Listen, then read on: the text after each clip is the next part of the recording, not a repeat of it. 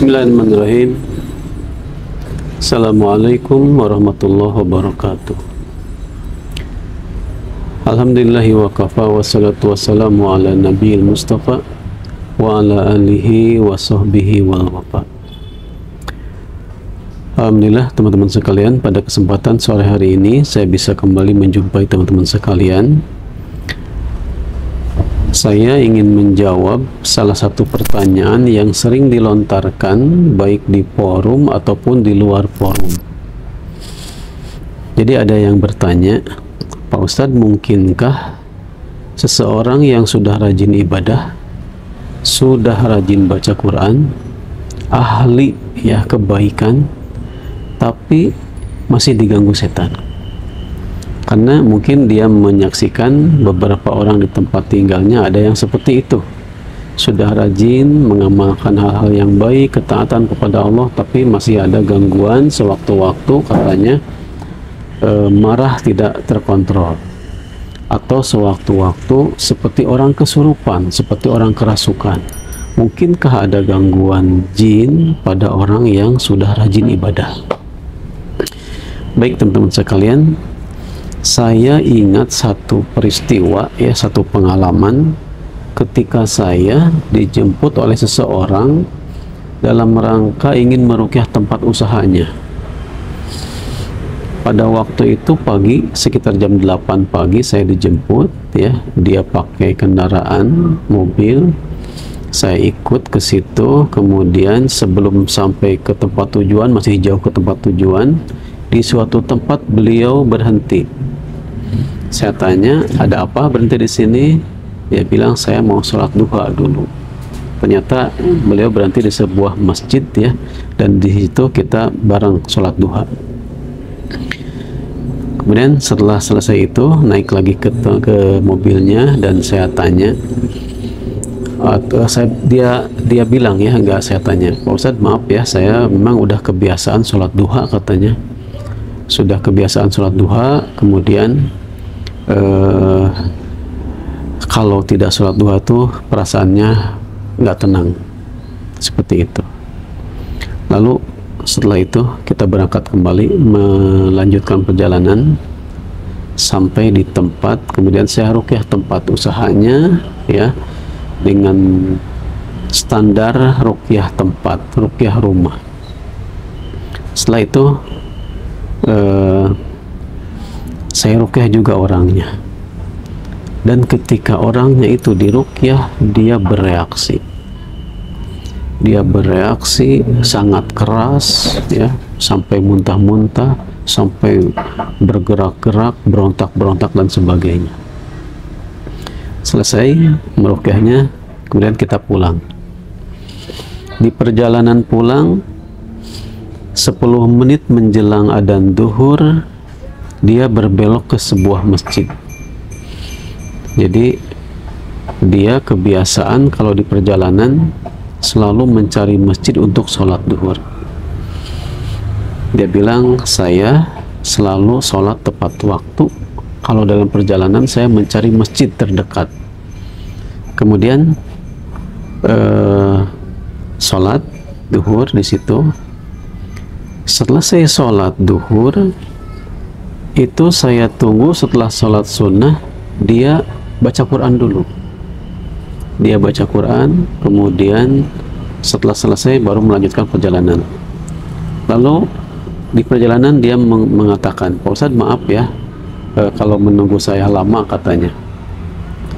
Nggak apa-apa, saya bilang, saya lihat antum baca Quran dulu. Iya, saya kebiasaan selain sholat duha, saya juga sholat tahajud, kemudian baca Quran setiap habis sholat 4 halaman atau 2 lembar lebih, ya, sekitar kalau 5 kali sholat itu khatam 1 juz. Jadi dia menghatamkan Quran setiap hari 1 juz,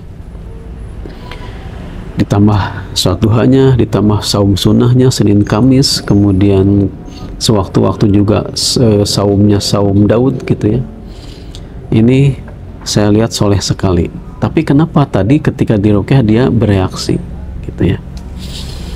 Nah, Saya perhatikan ketika sholat duhur itu, karena ini kejadiannya bukan hanya sekali, jadi saya 2 kali dijemput atau 3 kali dijemput, dan seperti itu kebiasaannya. Sholat duha di perjalanan, sholat duhur tepat waktu, habis duhur sholat baca Quran, dan suatu waktu pernah juga sholat maghrib, habis sholat maghrib dia baca Quran. Cuma yang jadi pertanyaan saya itu, pas sholat duhur ataupun sholat asarnya itu selalu dia itu masbuk. Jadi tidak pernah sholatnya itu tepat waktu dengan bersamaan dengan imam, tapi dia sholat ketika tinggal sholatnya itu 1 rakaat atau 2 rakaat, atau bahkan ketika sholatnya itu sholat jamaahnya sudah selesai dia baru datang, ya. Padahal 10 menit sebelum adzan itu dia sudah ada di masjid. Maka saya tanya, kenapa antum 10 menit sebelum adzan sudah ada di masjid, tapi ketika sholat antum masbuk? Dia bilang, saya lama di kamar mandi. Ngapain? Cuman pipis saja, cuman buang air kecil saja. Tapi buang air kecilnya dia was-was, merasa belum bersih, sehingga terus-terusan berulang, wudunya berulang mencucikan bekas kencingnya. Kemudian saya lihat juga dia itu bawa sarung, ya, bawa sarung. Jadi dia selalu lepas celana, lepas daleman, ganti dengan sarung ketika sholatnya. Otomatis ini membutuhkan waktu juga. Saya tanya, kenapa antum seperti itu? Ya karena saya tadi kencingnya berdiri. Jadi dia kencingnya selalu berdiri. Kenapa berdiri? Saya bilang, nggak jongkok. Kalau jongkok saya takut kecipratan. Saya bilang justru kalau berdiri itu cipratannya memungkinkan lebih banyak, gitu ya, memungkinkan kecipratan itu lebih besar daripada jongkok. Nah, ternyata itu teman-teman sekalian, ada satu celah buat setan mengganggu dia, yaitu dari sisi was-was dan dari sisi dia tidak suci dari najis. Karena dia kencingnya aja berdiri, otomatis cipratannya itu, peluang cipratannya lebih besar, dan dia was-was, berulang kali dia wudhu, berulang kali dia membersihkan bekas kencingnya. Ini contoh orang yang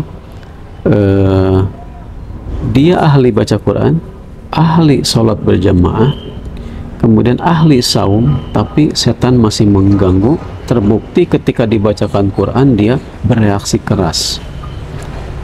Ketika dibacakan Quran dia muntah, dia bereaksi, dia ngoceh, ngomong kemana tanpa arah, ya.